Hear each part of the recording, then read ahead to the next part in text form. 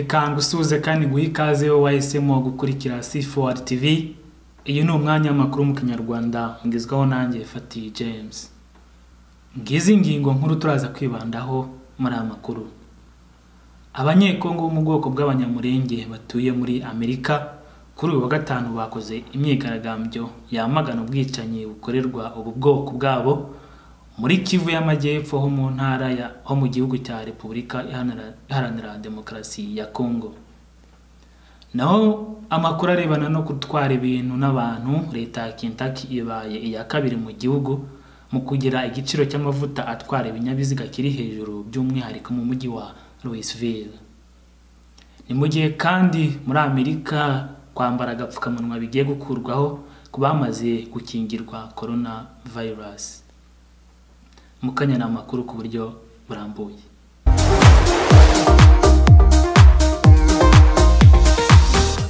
Ikigo gishinzwe kurwanya ibyorezo Center for Disease Control and Prevention cyangwa se CDC mu mpine cyatangaje ko kuva ubu abantu bakingiwe bashobora gutambara agapfukamunwa ndetse no kudahana intera ya metero 2 haba mu nama zikorerwa mu nzu cyangwa se hanze.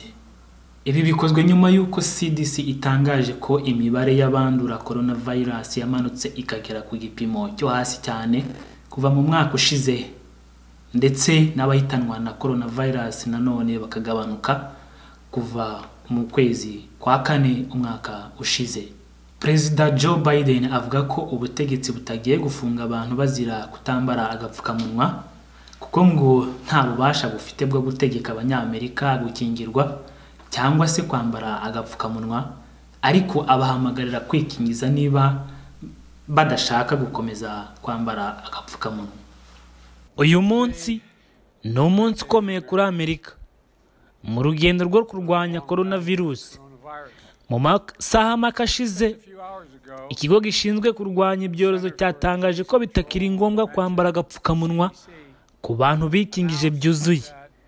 Ibi nibyo yaba imbere cyangwa hanze. Ndatekereza ko ari urugendo rutangaje. Niba warakingiwe byuzuye, si ngombwa kwambara agapfukamunwa.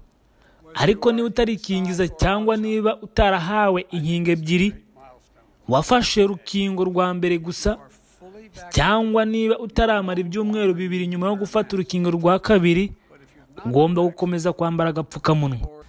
Dr. Rochelle Walensky ukuriye CDC ya Amerika avuga ko nubwo wakingiwe ashobora kwandura coronavirus, yemeza ko ubukana bwa virusi buba buri ku kigero cyo hasi cyane ku buryo adashobora kuyanduza mugenzi we.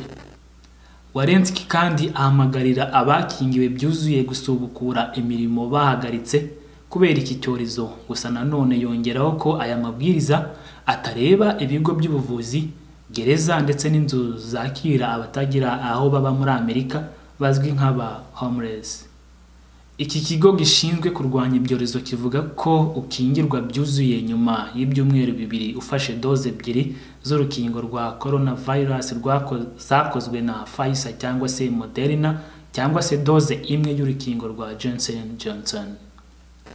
Perezida Biden yihaye intego y'uko tariki 4 z'ukwa karindwi 70% by'abanyamerika bazaba nibura batewe doze ya mbere y'urukingo, mu gihe kugeza ubu 35% by'abanyamerika aribo bamaze gukingirwa byuzuye.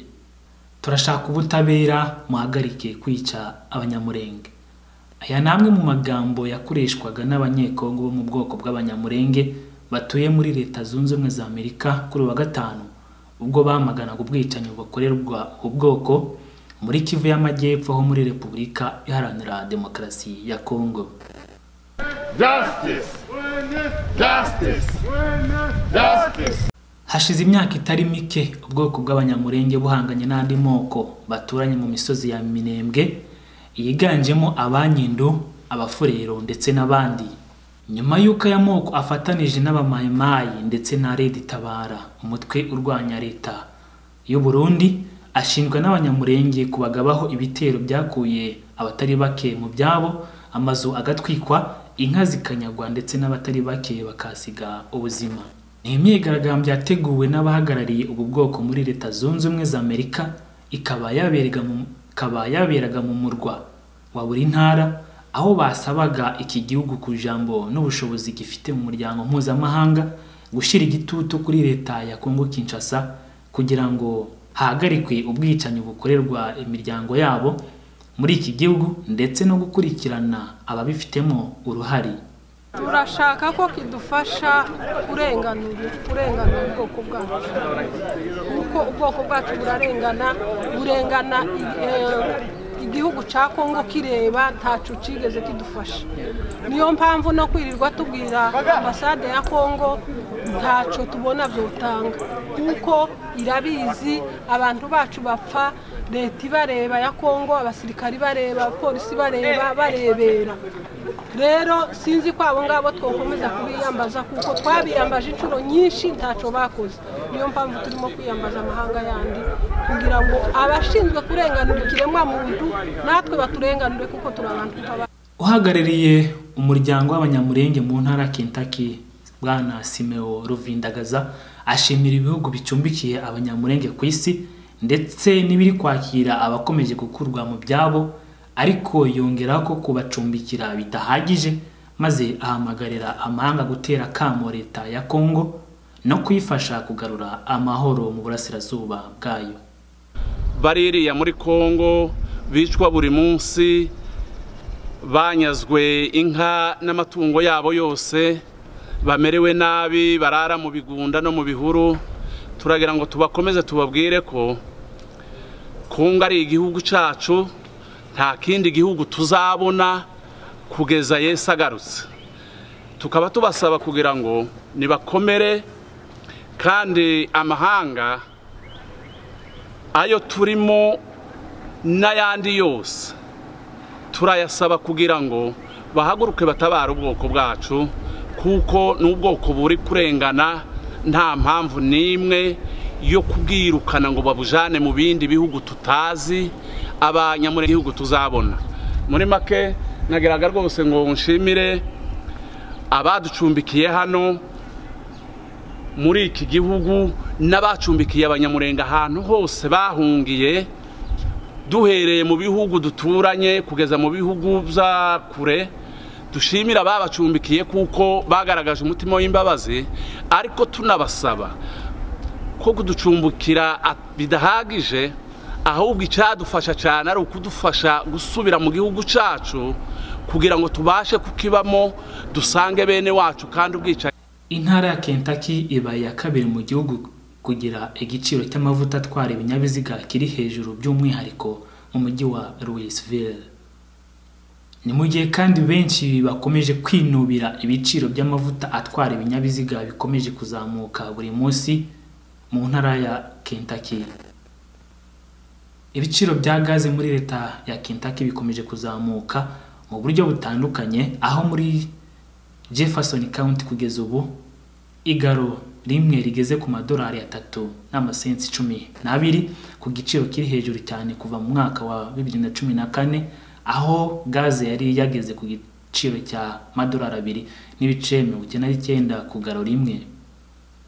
AAA ivuga ko izamuka rya gaze ryaturutse ku ifungwa ry'umuyoboro ucishwamo hafi 45% rya gaze ijya mu burasirazuba bw'igihugu. Ibi bibaye nyuma y'uko ikigo Colonial Pipeline kihariye 45% ry'imiyoboro icishwamo ibikomoka kuri peteroli muri Amerika gitewe n'igitero cy'ikoranabuhanga kizwi nka cyber attack cyagabwe na Dark Side Hackers Group, nkuko yabitangaje kuri wa gatanu, maze Colonial Pipeline igahitamo gufunga imiyoboro icishwamo peteroli n'ibiyikomokaho. Umuvugizi wa AAA Linda Lambert avuga ko nta bura rya gaze rihari muri Leta Zunze Ubumwe za Amerika, ahubwo ko ikibazo ari ukuyitanga ndetse no kuyigeza ku bayikoresha biturutse ku ifungwa ry'umuyoboro unyuzwamo ndetse n'abashoferi bake mu gihugu. Hiyongeraho kandi abagura nyinshi bakabika mu ngo zabo batinya ko ikibazo cy'ibura rya gaze cyakomeza. Colonial Pipeline kandi ivuga ko basubukuye ibikorwa byabo uhereye ku wa gatatu ushize, ariko ko bizatwara iminsi itari mike ngo ibintu bisubire uko byahoze mbere y'igitero. Uyu muyoboro wafunzwe kandi ujyana peteroli n'ibiyikomokaho mu burasirazuba, amajyepfo ashyira iburasirazuba ndetse na leta zikora ku nkombe y'inyanja ya Atlantique.